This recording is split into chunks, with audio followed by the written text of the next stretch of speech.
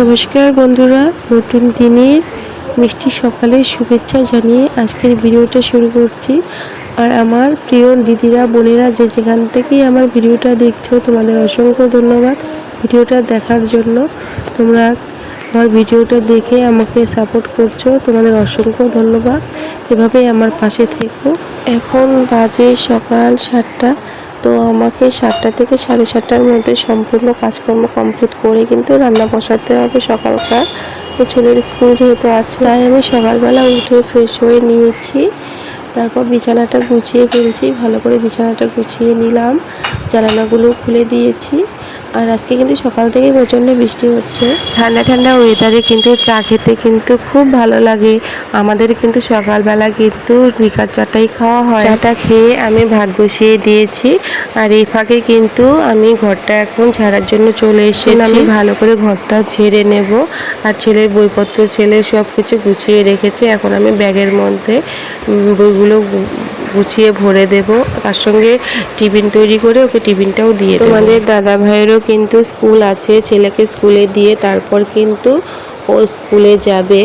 তো এই ফাঁকে কিন্তু আমার সব কাজই করে নিতে হবে, কারণ ছেলে যখন ঘুম থেকে উঠে যাবে তখন কিন্তু আমি কোনো কাজে হাত দিতে পারবো না, ওর পেছনেই থাকতে হবে। তাই সব কিছুই কিন্তু সকালবেলাতেই করে নেব। বৃষ্টিটা কিন্তু একটু কমেছিল, আর তখনই ছেলেকে স্কুলে পাঠিয়ে দিয়েছি।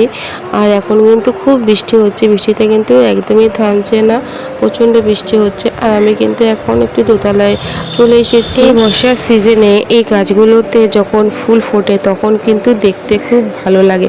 আর চারিদিকে কিন্তু এই সবুজ পরিবেশের মধ্যে এই গাছগুলোর থেকে যখন ফুলগুলো হয় রং বেরঙের, তখন কিন্তু দেখতে কিন্তু খুব ভালো লাগে।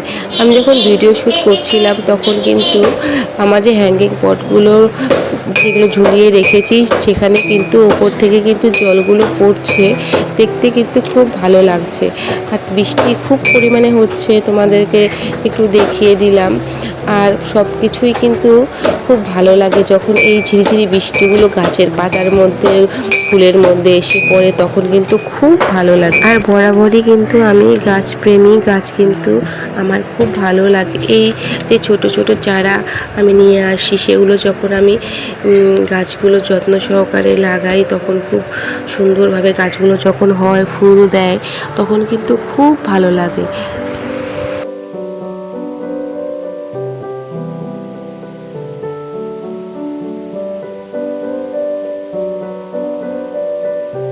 এগুলো কিন্তু আমার ব্যালকানির শোভা বৃদ্ধি করে। আমি কিন্তু রোজই কিন্তু এগুলো দেখার জন্য ওপরে আসি।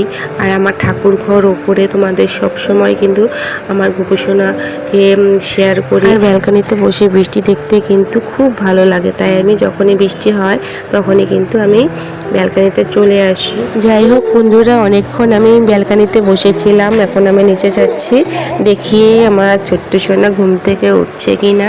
আমার সব কাজকর্ম শেষ হয়ে গেছে, এখন আমি আমার ছোট্ট সোনাটাকে কিন্তু ঘুম থেকে তুলবো। এমনিতেই বৃষ্টির ওয়েদার, ঠান্ডা ঠান্ডা ভাব, আর ও কিন্তু খুব সুন্দর করে মিষ্টিভাবে ঘুমোচ্ছে। এখন উঠে পড়ো আমার ছোট্ট সোনা, আমার বাবাটা। এখন উঠে পড়ো ঘুম থেকে, অনেক ঘুম হয়েছে। ঘুম থেকে ওঠার পর যদি আমাকে কাছে না দেখতে পায় তাহলে কিন্তু ভীষণ কান্নাকাটি করে। আর সকালবেলা কিন্তু প্রথমেই ওকে কিন্তু ঘুম থেকে তুলে তারপর ফ্রেশ করিয়ে দিয়ে ওকে কিন্তু সকালবেলা একটু বিস্কিট খাইয়ে দিই। তো দেখো ঘুম থেকে উঠছে, আর ঘুমটা ওর খুব ভালো মনে হয় হয়েছে। আজকে কিন্তু একদমই শান্ত আছে, কান্নাকাটি করছে না। ঘুম থেকে ওঠার পর কিন্তু 5 থেকে 10 মিনিট ওকে বিছানার মধ্যেই রাখি, তারপর কিন্তু ওকে তুলি। আর এখন কিন্তু ও যেহেতু একটু একটু বড় হচ্ছে, ওকে কিন্তু সবটা বুঝতে দিই। আর হাতের সামনে যে যাই কিছু পাক না কেন, সব কিছু নিয়ে কিন্তু মুখে দেয়, সেজন্য কিন্তু সব কিছু সরিয়ে রাখি।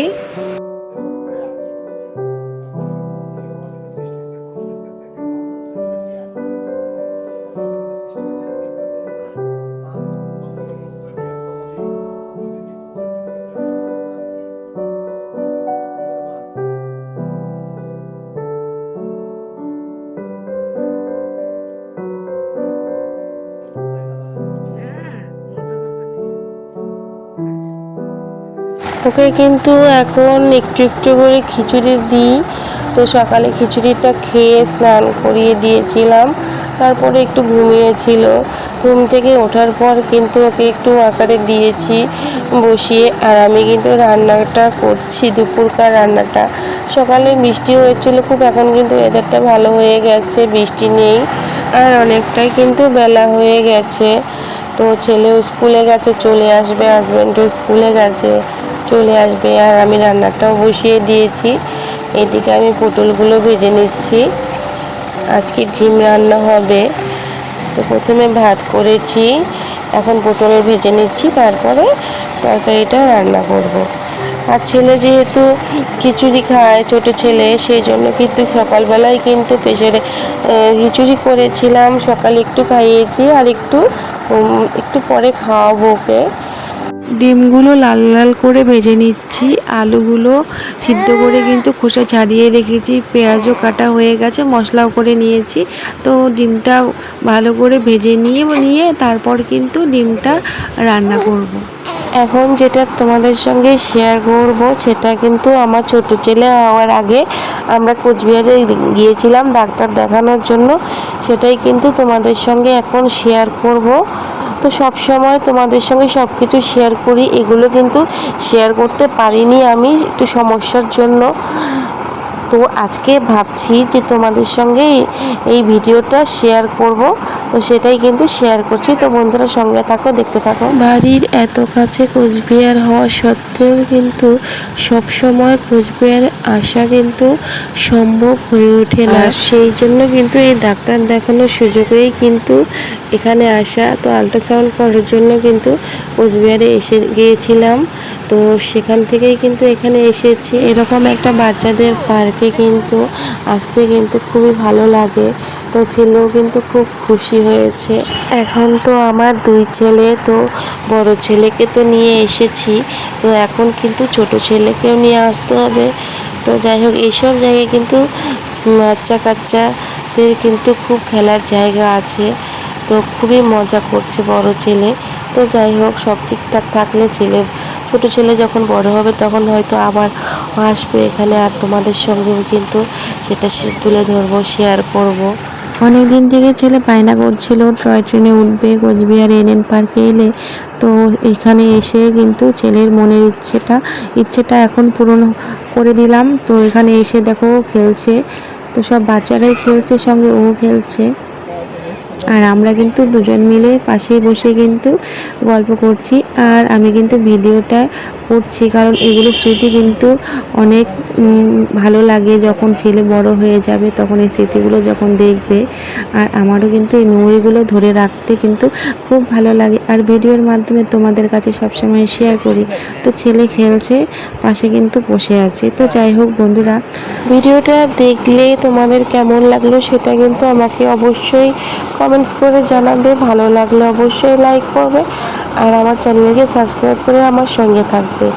আর হ্যাঁ বন্ধুরা, আমার চ্যানেলকে সাবস্ক্রাইব করে অবশ্যই বেল আইকনটিকে হিট করে দেবে, তাহলে আমার নোটিফিকেশন তোমাদের কাছে সঙ্গে সঙ্গেই পৌঁছে যাবে। আজকের মতো এই পর্যন্তই বন্ধুরা, তোমরা ভালো থেকো, সুস্থ থেকো, সাবধানে থেকো।